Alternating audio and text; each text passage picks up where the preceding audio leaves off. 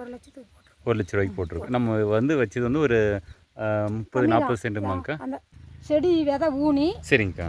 நல்லா ஒரு 3 இலை 4 இலை வந்த ஒட்டிக்கு இந்த மாதிரி மஞ்சள் கலரில் சரிங்கக்கா வைரஸ் நோய் விழுந்தா மருந்து அடிக்கணும். விதைக்கு வந்துங்கக்கா என்ன பேர் இருக்குங்களாங்க? நம்ம விதை வாங்கி இந்த விதை வந்து ராகி வந்து தக்காளி காட்டுக்கு மாற்று பயிரை வச்சது. ஆமாம் தக்காளி போட்டுருந்து. சரிங்க.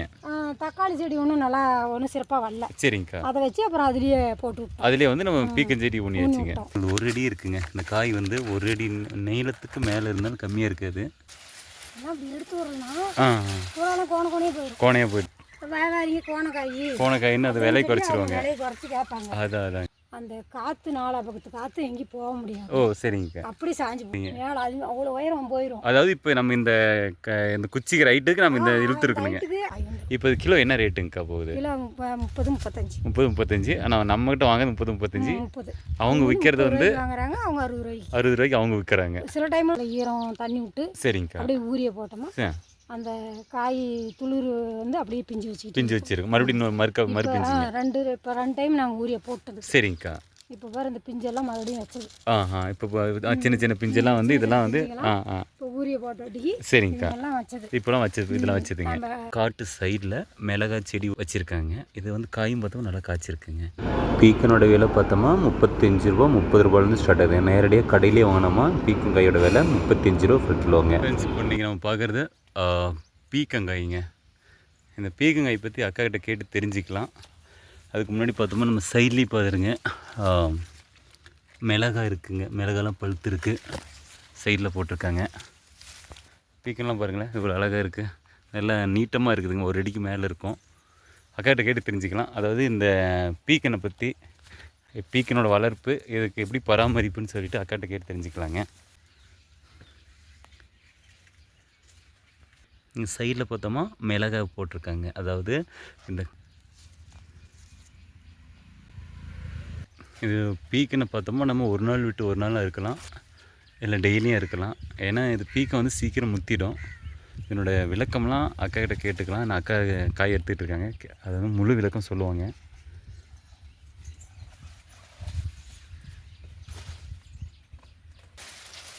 அந்த மாதிரி பந்தல் இப்படி வந்து பந்தல் இழுக்கணும். சரிங்கக்கா.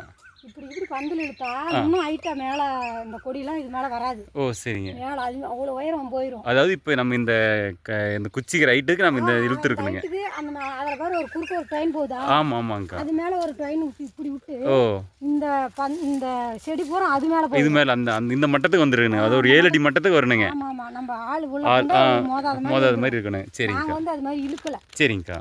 நாங்கள் வந்து இழுக்கலை அப்படியே விட்டுட்டோம். சரிங்கக்கா. இது வந்து அந்த மாதிரி இழுத்தோம்னா காற்று வந்துச்சுன்னா உள்ளே வந்து காற்று இப்படி உள்ளே பூந்து வெளியே போகிற மாதிரி இருந்தால் பந்தல் சாயாது. சரிங்கக்கா. இல்லைன்னா நம்ம கப்பு எல்லா பக்கம் 4 பக்கம் இழுத்து எல்லாம் கட்டி விட்டோம்னா அந்த காற்று வந்துச்சுன்னா அடியில் உள்ளே பூந்துச்சுன்னா அப்படியே எல்லாம் அந்த வெயிட்டு இருக்கிறதுக்கு உள்ளே பூந்துச்சுன்னா அப்படியே பந்தல் தூக்கிடுது.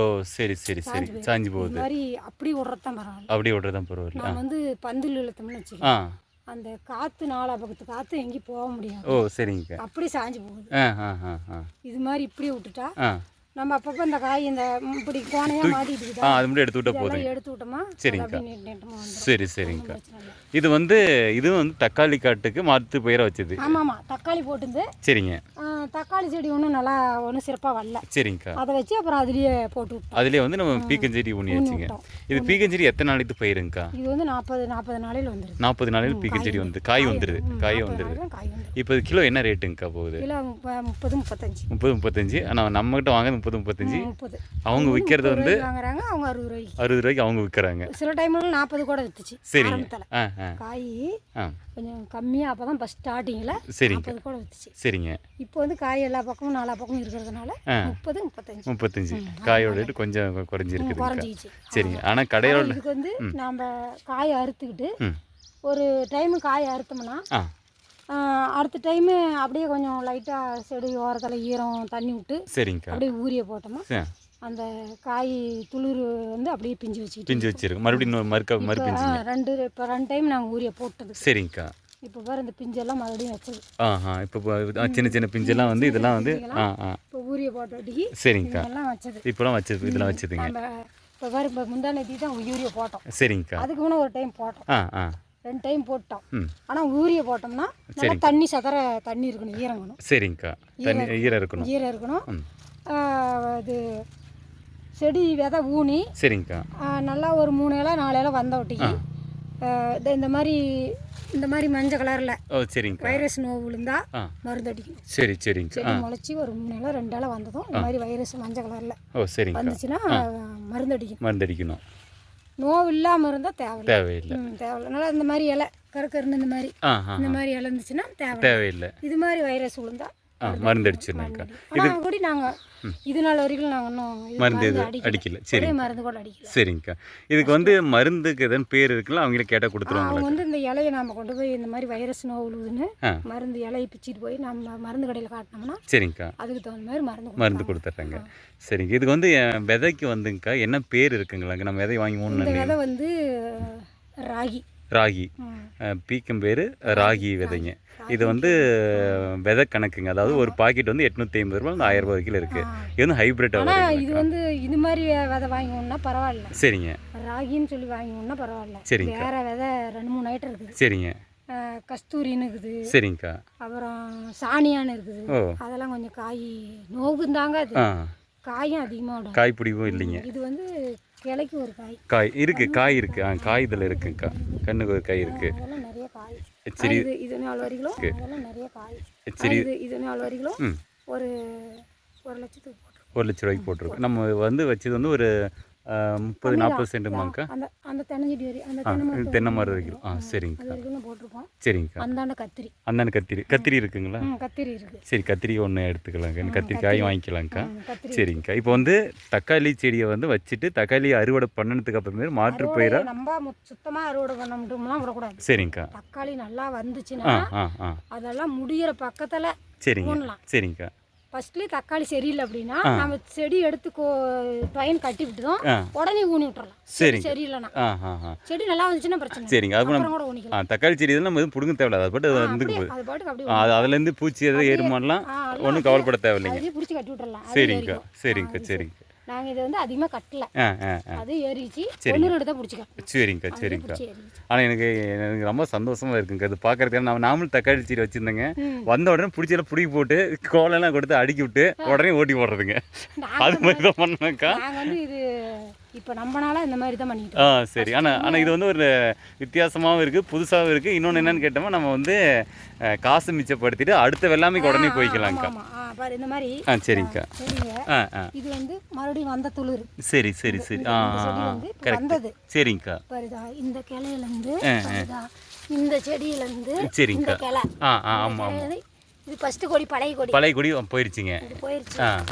இது வந்து புது கொடிங்க. பாரு இதுவும் அதே மாதிரி துளிர் வருதுங்க. இதுல இருந்து வருது. சரிங்க. அதே மாதிரி வர இங்கோன்னு துளிர் வருது. இதுல பாரு காய் வந்துருச்சுங்க. இந்த காய் நிறைய இந்த மாதிரி இது வந்து பிடிச்சி கட்டி விட்டோமா அந்த காய் வந்து நம்ம மேல எடுத்து இந்த காயை வந்து இப்படி இந்த ட்ரெயின் சந்தல அப்படி எடுத்து விட்டு இப்படி விட்டுட்டோமா சரிங்க நேரா வந்துரும். ஓகே. ஆனா நல்ல காய் வந்து ஒரு அடிக்கு மேல இருக்குங்கக்கா. சரி. 1.5 அடி 1 அடி ஃபுல்லா வரும். நல்லா வளருது. சரிங்க. நம்ம ஊக்கம் கொடுக்கறதுல தான் இருக்கு. அதாங்க. உரம் கொடுக்கறது. எருவு. சரிங்க. ஃபுல்லா போட்டு என்ன எருவுங்க? மாட்டு சாணி. சரிங்க. மாட்டு சாணி தான். நிறைய பேர் ஆட்டு சாணி, கோழி எருவு. சரிங்க. ஓகே ஃப்ரெண்ட்ஸ், இப்போ அக்கா வந்து பீக்கஞ்செடி பற்றி சொல்லியிருக்காங்க, பீக்கம் வளர்ப்பு பற்றி சொல்லியிருக்காங்க. அதாவது நம்ம தக்காளி செடி வச்சுருக்காங்க. தக்காளி செடி வச்ச உடனே இந்த அறுவடை முடிஞ்சு கடைசி நேரத்தில் என்ன பண்ணியிருக்காங்கன்னா பீக்கஞ்செடி வாங்கி பீக்கம் விதை ஊனியிருக்காங்க. பீக்கம் விதை நல்ல மகசூல் தரக்கூடிய ஒரு பொருளுங்க. இந்த விதை பார்த்தோம்னா 25 நாளையிலேருந்து நமக்கு காய் வர ஆரம்பிச்சிருது. அப்படி பார்க்கும்போது நமக்கு பார்த்தோமா இது வந்து ஒரு பணப்பயிராகவும் இருக்குதுங்க. காட்டை நம்ம தக்காளி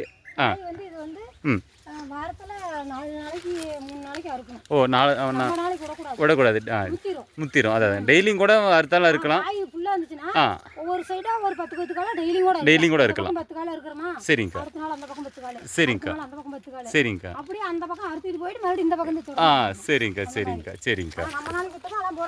முத்தி போகுதுங்க. சரிங்க. ஓகேங்கக்கா.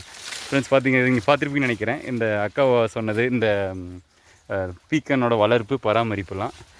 இதை நீங்களும் வந்து தக்காளி செடி வச்சுருந்தா நீங்கள் இது மாதிரி நீங்கள் பீக்கஞ்செடியை வச்சு நீங்கள் பயனடையலாம்னு சொல்லி என்னோடய கருத்துங்க.